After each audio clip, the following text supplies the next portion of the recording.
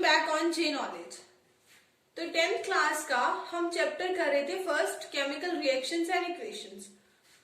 उसमें हमने स्टार्ट किया हुआ है हमारा टाइप ऑफ केमिकल इक्वेशंस, जिसमें से कॉम्बिनेशन रिएक्शन हमने लास्ट वीडियो में कवर किया था। आज हम करेंगे फर्दर आगे की रिएक्शंस। सो ये रिएक्शन है डीकंपोजिशन रिएक्शन। डीकंपोजिशन मतलब किसी चीज को डीकंपोज करना, हीट करके उसको डीकंपोज करना, उसको चेंज करना, किसी और चीज में बदलना। सो यहाँ पे हमने फर्स्ट एग्जांपल लिया है। हमें क्या लेना, फेरस सल्फेट के क्रिस्टल्स लेने हैं। फेरस सल्फेट के क्रिस्टल्स कैसे होते हैं, ग्रीन कलर के होते हैं। सो इन फेरस सल्फेट के क्रिस्टल्स को बर्नर की हेल्प से बॉइलिंग ट्यूब में डाल के हमें गर्म करना है। उनको गर्म करने पे क्या होगा, दिस फेरस सल्फेट क्रिस्टल्स जो ग्रीन कलर के हैं, they are changes into reddish brown. इनका जो कलर है वो चेंज होके कैसा हो जाएगा, रेडिश ब्राउन हो जाएगा और इसमें से गैस बाहर निकलती है। क्लियर? सो ये हुई रिएक्शन, डीकंपोजिशन रिएक्शन। इसमें क्या हुआ, फेरस सल्फेट FeSO4 इसे हीट करने पर क्या बन गया, ferric oxide Fe2O3, SO2 sulphur dioxide and SO3 sulphur trioxide. इसमें एक तो सॉलिड प्रोडक्ट बना और दो क्या बने, गैसेस प्रोडक्ट बनते हैं। सो डीकंपोजिशन रिएक्शन की डेफिनेशन क्या होगी, when a single reactant breaks down to give simpler product. जब एक सिंगल रिएक्टेंट से हमें सिंपलर प्रोडक्ट्स मिलते हैं तो इस रिएक्शन को हम क्या बोलते हैं, डीकंपोजिशन रिएक्शन बोलते हैं। सिमिलरली एक और एग्जांपल है डीकंपोजिशन रिएक्शन का, दैट इज लाइमस्टोन। लाइमस्टोन क्या होता है, CaCO3। लाइमस्टोन को हीट करने पर हमें क्या मिलता है, calcium oxide plus carbon dioxide. So इस कैल्शियम ऑक्साइड को ही हम क्विकलाइम भी बोलते हैं। और ये क्विकलाइम कहाँ यूज होता है, सीमेंट मैन्युफैक्चरिंग में यूज होता है, सीमेंट बनाने में यूज होता है, सीमेंट मैन्युफैक्चरिंग। ऐसे ही हम डीकंपोजिशन रिएक्शन के 2-3 एग्जांपल्स और देखते हैं और लास्ट में एक कंक्लूजन निकालेंगे, वो भी निकालते हैं। सो नेक्स्ट एग्जांपल है AgCl सिल्वर क्लोराइड। सनलाइट के प्रेजेंस में ये रिएक्शन होती है। सनलाइट मीन्स सूरज की लाइट में, सूर्य की लाइट में। तो इसमें क्या बनता है, सिल्वर क्लोराइड डिकम्पोज होके सिल्वर प्लस क्लोरीन गैस बनाता है। दो प्रोडक्ट मिलते हैं, जो सिल्वर है वो सॉलिड में मिलता है और जो क्लोरीन है वो एक गैसियस प्रोडक्ट है। Similarly AgBr silver bromide. Silver bromide भी सनलाइट की प्रेजेंस में इसकी डिकम्पोजिशन होती है। ये टूटता है दो में, कौन कौन से में, Ag सिल्वर में जो कि सॉलिड फॉर्म है और ब्रोमीन जो कि एक गैसियस फॉर्म है। और ये वाली जो पर्टिकुलर रिएक्शन है सिल्वर ब्रोमाइड वाली, ये कहाँ यूज होती है, this is used in black and white photography. तो ये फोटोग्राफी में यूज होने वाली रिएक्शन है, इंपॉर्टेंट है, पूछा जा सकता है। सो इन सारी ही रिएक्शंस में हमने क्या देखा, जो पिछली दो रिएक्शन थी फेरस सल्फेट वाली और लाइमस्टोन वाली, उसमें हीट देनी पड़ रही थी तब जाके डिकम्पोजिशन होती है, तब जाके वो टूटते हैं। इनमें भी हीट रिक्वायर है, लेकिन किस फॉर्म में, सनलाइट की फॉर्म में। सो जितनी भी डिकम्पोजिशन रिएक्शन होती है सबको क्या चाहिए होता है, हीट चाहिए होता है, either in the form of light, sunlight, electricity. किसी भी फॉर्म में हो, उन्हें ऊर्जा चाहिए होती है, एनर्जी चाहिए होती है। So all the decomposition reaction require energy either in the form of heat, light, sunlight और इलेक्ट्रिसिटी। सो ये है हमारा कंक्लूजन कि सारी ही डिकम्पोजिशन रिएक्शंस को होने के लिए क्या चाहिए, हीट चाहिए। वो वाली रिएक्शंस जिन्हें होने के लिए एनर्जी रिक्वायर्ड हो, जिनको पहले एनर्जी देनी पड़े उसके बाद रिएक्शन हो, ऐसी रिएक्शंस को हम क्या बोलते हैं, endothermic reactions. So reactions in which energy is absorbed are called endothermic reactions. Similarly हमने एक्सोथर्मिक पढ़ी थी, जैसे कि respiration.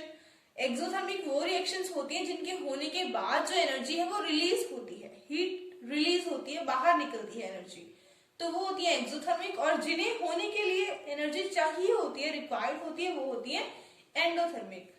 So hence we can say that all decomposition reactions are called endothermic. जितने भी डिकम्पोजिशन रिएक्शंस होती हैं, हमने देखा कि उन्हें सारी ही रिएक्शंस को होने के लिए क्या चाहिए, हीट चाहिए, चाहे वो सनलाइट की फॉर्म में दे रहे हैं हम, चाहे डायरेक्ट हीट कर रहे हैं।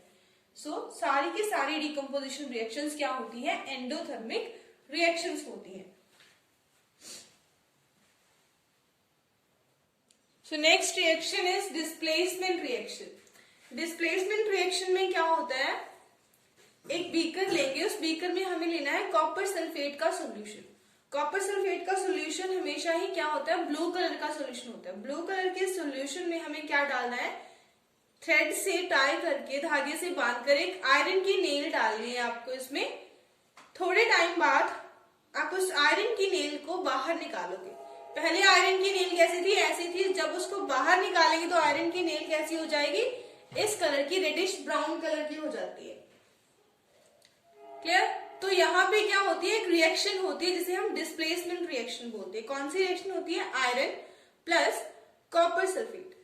ये किसकी बनी है, आयरन की बनी है, और ये सोल्यूशन किसका है, कॉपर सल्फेट का सोल्यूशन है। सो आयरन क्या करेगा, इस कॉपर सल्फेट के सोल्यूशन में से कॉपर की जगह ले लेगा, कॉपर को यहां से हटा देगा और कॉपर की जगह पे खुद आ जाएगा। सो क्या बनेगा, FeSO4 प्लस कॉपर, कॉपर को वो यहां से निकाल देगा। So in this reaction, iron has displaced or removed copper from copper sulfate solution. So this is called displacement reaction, जिसमें एक मेटल दूसरी मेटल को डिस्प्लेस कर देती है। So more reactive metal displace other less reactive metal from its solution. हमेशा ही जो metal displace करेगी वो क्या होगी, ज्यादा रिएक्टिव होगी दूसरी मेटल के कंपैरिजन में। So this reaction is known as displacement reaction. अब हम करने वाले हैं double displacement reaction. Double displacement reaction में क्या होता है, दो मेटल्स आपस में क्या करती हैं, आयंस को एक्सचेंज करती हैं। पहले एक्सपेरिमेंटली समझ लेते हैं। आप क्या लोगे, एक टेस्ट ट्यूब लोगे, उसमें आप क्या डालोगे, barium chloride, BaCl2 barium chloride का सोल्यूशन डालोगे, और दूसरी एक टेस्ट ट्यूब लोगे जिसमें किसका सोल्यूशन होगा, सोडियम सल्फेट का सोल्यूशन होगा। दोनों के आयंस हमने क्या रखे हैं, अलग अलग। इसमें क्लोराइड है, उसमें क्या है, सल्फेट है। दोनों को आपस में मिक्स करेंगे। मिक्स करने पर हम देखते हैं कि जो बेरियम क्लोराइड वाली टेस्ट ट्यूब है उसमें क्या है, व्हाइट कलर के कुछ छोटे छोटे कण जमा होने स्टार्ट हो जाते हैं, कुछ पार्टिकल्स बन जाते हैं जिन्हें हम प्रेसिपिटेट बोलते हैं, व्हाइट प्रेसिपिटेट। क्लियर? सो ये व्हाइट प्रेसिपिटेट क्या है, प्रोडक्ट है इनके बीच होने वाली इस रिएक्शन का।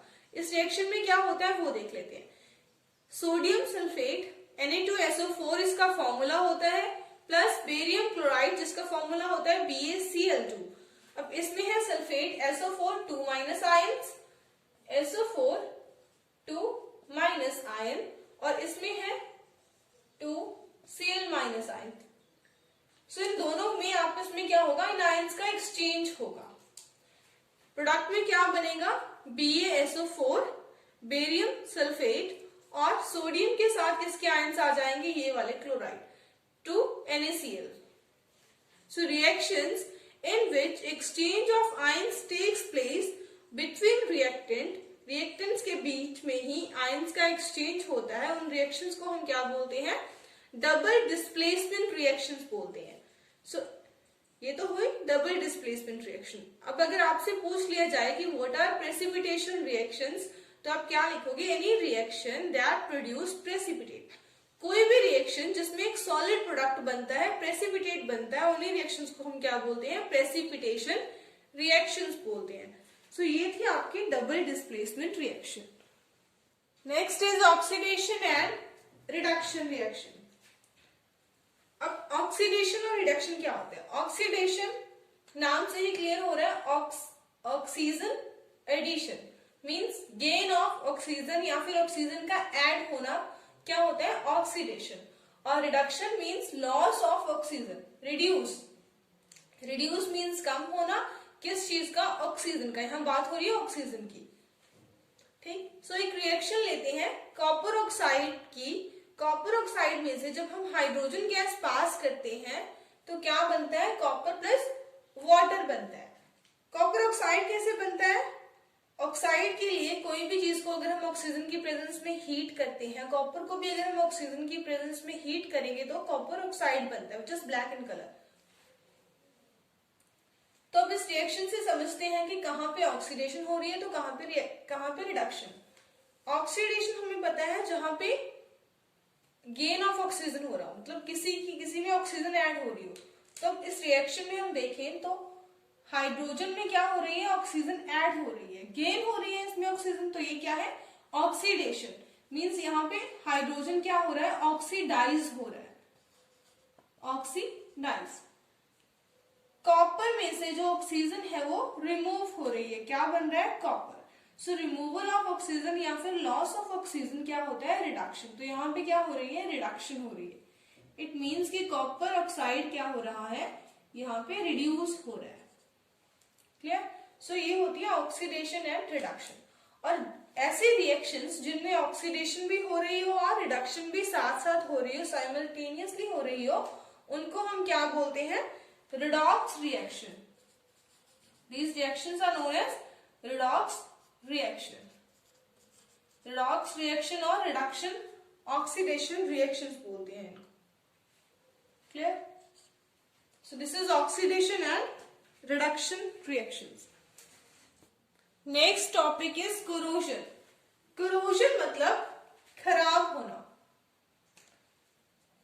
खराब किसका होना, मेटल्स का, धातुओं का खराब होना।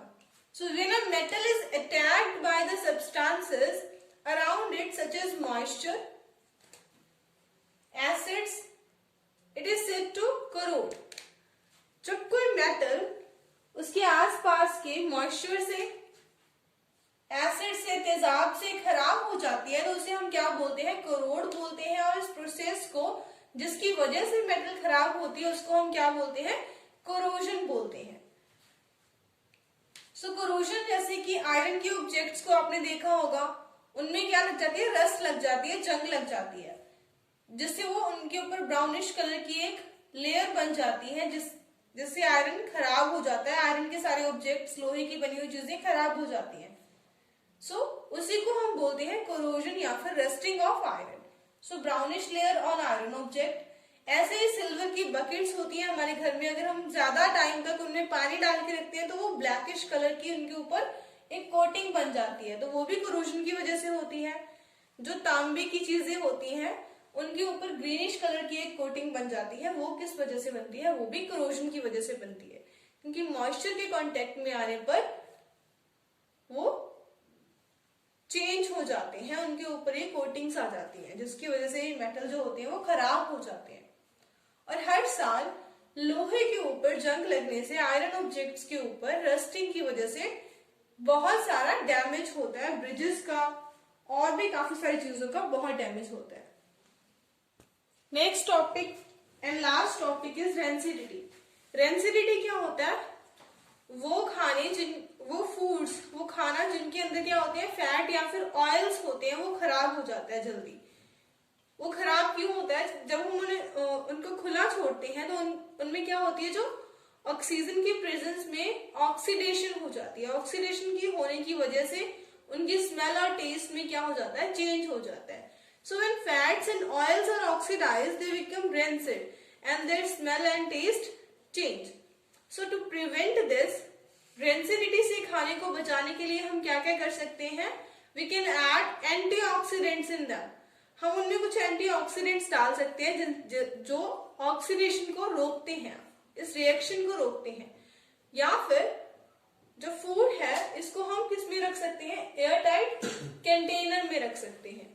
एयर टाइट कंटेनर में रखने का मतलब कि वो ऑक्सीजन के कांटेक्ट में ना आ सके। चिप्स के पैकेट में एक गैस फिल होती है, वो कौन सी गैस होती है, नाइट्रोजन गैस।